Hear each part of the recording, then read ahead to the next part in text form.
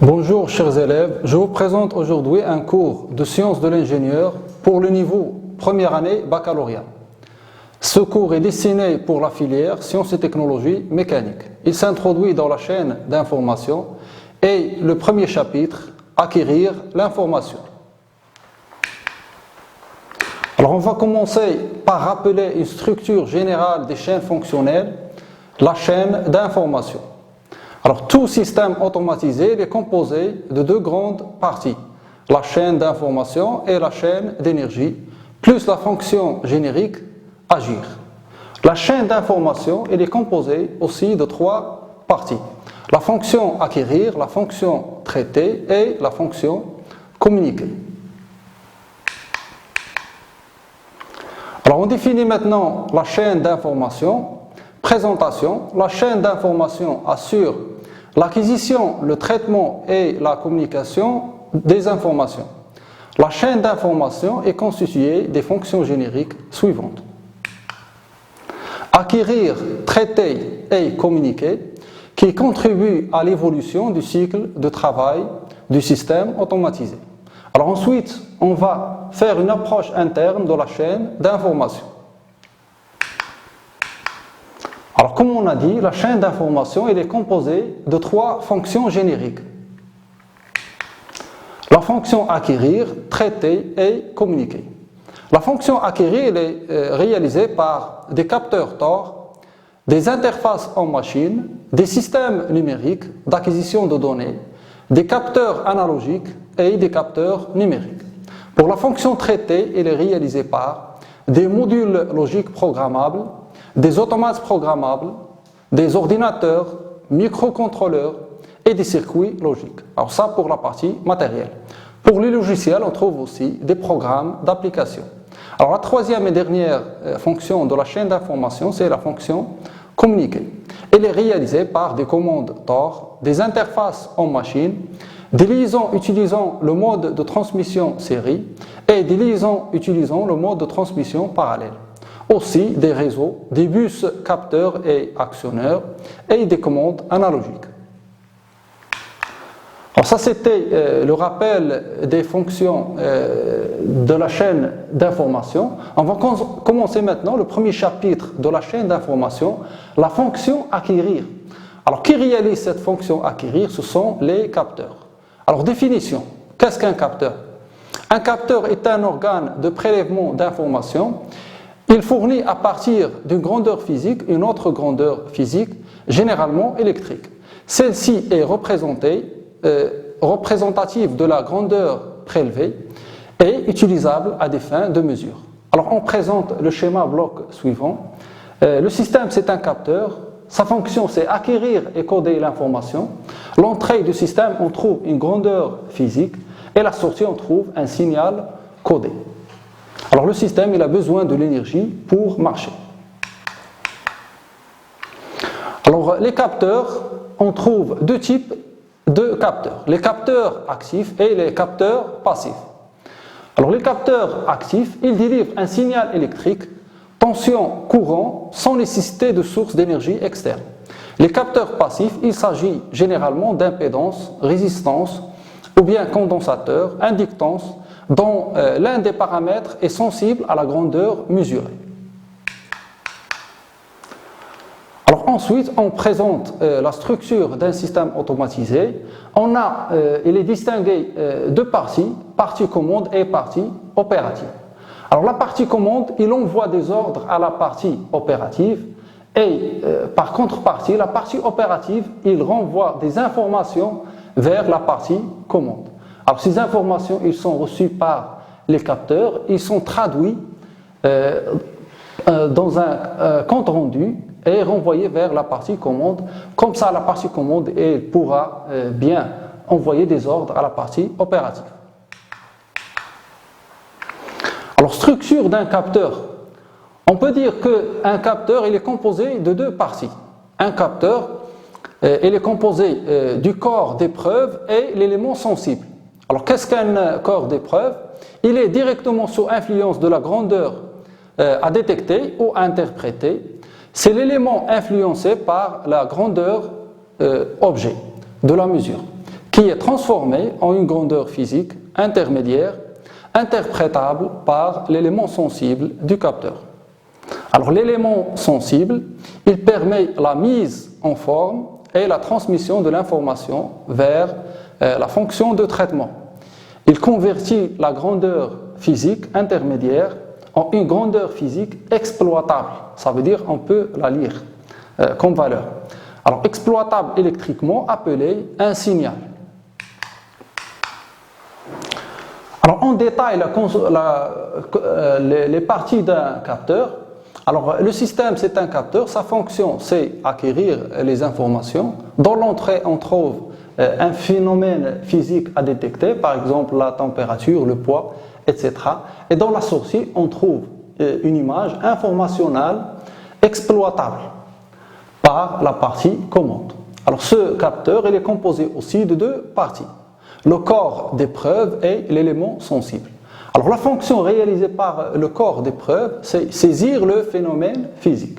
Alors après saisir ces informations, on va les convertir le phénomène en signal exploitable par la partie commande. Et on a en sortie un signal qui est exploitable. Alors un exemple, un anémomètre. Alors ce système, il va mesurer la vitesse du vent. Alors on sait bien le diamètre du système et on a un système dedans qui va compter le nombre de tours et on multiplie le nombre de tours par la circonférence et divisé par le temps pour calculer la vitesse du vent. Alors comme on a dit, il est composé de deux parties, deux fonctions, détecter et convertir. Alors le corps d'épreuve, alors ce sont la turbine qui va tourner et pour l'élément sensible, c'est un ILS, interrupteur à lame souple. Alors il va compter le nombre de tours de rotation. Et à la sortie, on trouve une impulsion électrique, un signal qu'on peut lire facilement. Alors on présente maintenant les caractéristiques d'un capteur. On trouve l'étendue de la mesure, la sensibilité, la rapidité, la précision. L'étendue de la mesure, c'est la différence entre le plus petit signal détecté et le plus grand perceptible sans risque de destruction pour le capteur. La sensibilité, c'est la plus petite variation d'une grandeur physique que peut détecter un capteur. La rapidité, c'est le temps de réaction d'un capteur entre la variation de grandeur physique qu'il mesure et l'instant où l'information est prise en compte par l'unité de traitement. Alors la précision, c'est l'aptitude d'un capteur à délivrer la même image pour la même grandeur détectée. Alors ensuite, on va voir les différents types de signaux délivrés par un capteur. On a trois types de signaux. Le signal logique, le signal analogique et le signal numérique. Alors qu'est-ce qu'un signal logique? C'est une information logique qui n'a que deux états distincts notés, vrai ou faux. Alors on lit une valeur binaire 0 ou 1. Pour le signal analogique, c'est une information analogique dont l'état peut varier de manière continue. Et le troisième signal, c'est un signal qui est numérique. C'est une information numérique dont l'état peut varier de manière discontinue. Alors ensuite, on va voir les types de capteurs. Exemple de capteur, on a le détecteur ou interrupteur de position à action mécanique. Ce capteur, il doit détecter l'objet par l'action mécanique, c'est-à-dire il doit toucher l'objet pour donner la valeur 1. Alors ensuite, on a le détecteur de proximité photoélectrique. Alors ce détecteur, il envoie un signal pour détecter l'objet, mais ce détecteur, il détecte les objets seulement à une petite distance. Et on donne ici le schéma de ce capteur. Alors on peut distinguer les types de ces capteurs. On a le système barrage. Alors dans le système barrage, on a un émetteur et un récepteur. et on a l'arrivée de l'objet. Lorsque l'objet il coupe le signal, il y a détection de présence de cet objet.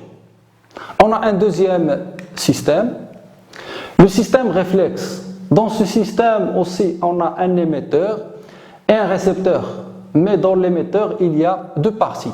Alors le signal, il va partir vers le réflecteur et arriver vers la deuxième partie. Si l'objet se présente devant cet émetteur, le signal, il va partir et arriver vers la même partie, d'où détection de la présence d'un objet devant le détecteur. Le troisième type, c'est un détecteur, un système proximité.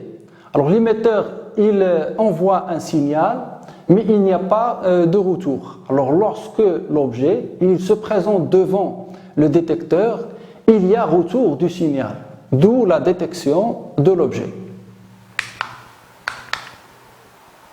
Alors ensuite, on a les détecteurs de proximité inductifs. Alors inductifs parce que ces capteurs, ils ont une bobine dedans. Alors cette bobine, il va créer un champ magnétique et ce champ magnétique, on va détecter toute pièce métallique. Alors ensuite, on a les interrupteurs à lame souple, ILS. On a un aimant permanent. S'il est loin du contact, alors ce contact il est ouvert. Alors on peut dire qu'il n'y a pas présence de l'objet. Si l'aimant permanent il s'approche du contact, le contact se ferme et on peut dire que l'objet il est présent. Alors on a un autre type de capteur, un capteur potentiomètre. Alors fonctionnement, la position du curseur est traduite en tension ou en résistance. Alors on a ici, lorsque on bouge, on varie la résistance, on a la tension qui varie. Et chaque valeur de tension, il va se traduire par une valeur de la grandeur physique à détecter. Alors un autre type de capteur, un thermocouple qui va mesurer la température. Alors on explique le fonctionnement. Alors deux métaux différents sont en contact sur un point soudé à des températures différentes. Il apparaît une tension entre les deux métaux. Cette FEM, alors FEM c'est une tension, est fonction de la température. Alors chaque valeur de la tension elle a une valeur correspondante de la température. Et on peut donner le schéma de fonctionnement devant nous. Un autre type de capteur, une thermistance. Alors le fonctionnement, c'est une sonde à résistance de platine ou de nickel. La résistivité est fonction de la température. Pour chaque valeur de tension mesurée, on a une valeur de température.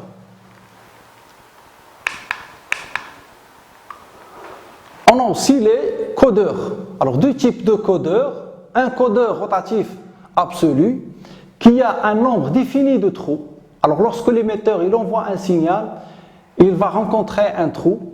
Le système il mesure le nombre de fois le passage du signal et lorsqu'il atteint le nombre défini, on dit qu'on a atteint un tour. Et comme ça, on peut mesurer le nombre de rotations. Aussi, on a un codeur rotatif incrémental. Alors ça, il est plus détaillé que le premier. Il nous donne exactement la position du disque. Alors on a chaque position du codeur, elle est définie par un code binaire. Alors comme ça, on trouve exactement la position souhaitée. Alors on va faire une application de ce qu'on a vu dans le cours. Alors la jauge de carburant. Alors on va présenter le système. Ce capteur est utilisé dans le réservoir d'un véhicule de capacité 80 litres. Alors on donne les questions. Donnez le type de signal délivré par ce capteur, le corps des preuves, l'élément sensible et compléter le tableau suivant. Alors on va revenir pour l'image pour détecter le type de signal délivré par ce capteur.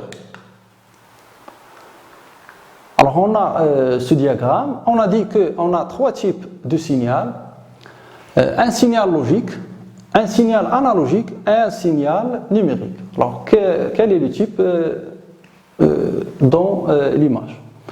Alors on sait bien que c'est une grandeur qui varie dans le temps, ça veut dire c'est un signal analogique.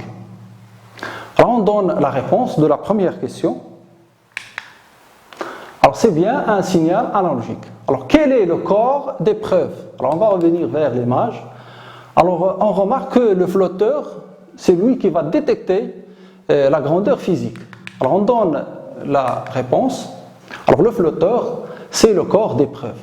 Alors quel est l'élément sensible? Alors on voit l'image. L'élément sensible, c'est la résistance électrique. Alors on répond. L'élément sensible, c'est la résistance électrique. Alors ensuite, complétez le tableau suivant. Alors le remplissage en pourcents, 25%, 50% et 75% et 100%. Alors on va revenir vers le diagramme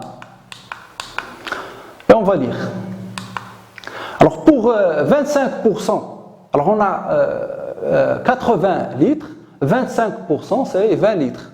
50% c'est 50 litres et 75% c'est 60 litres et 100% c'est 80 litres. Alors on va remplir notre tableau.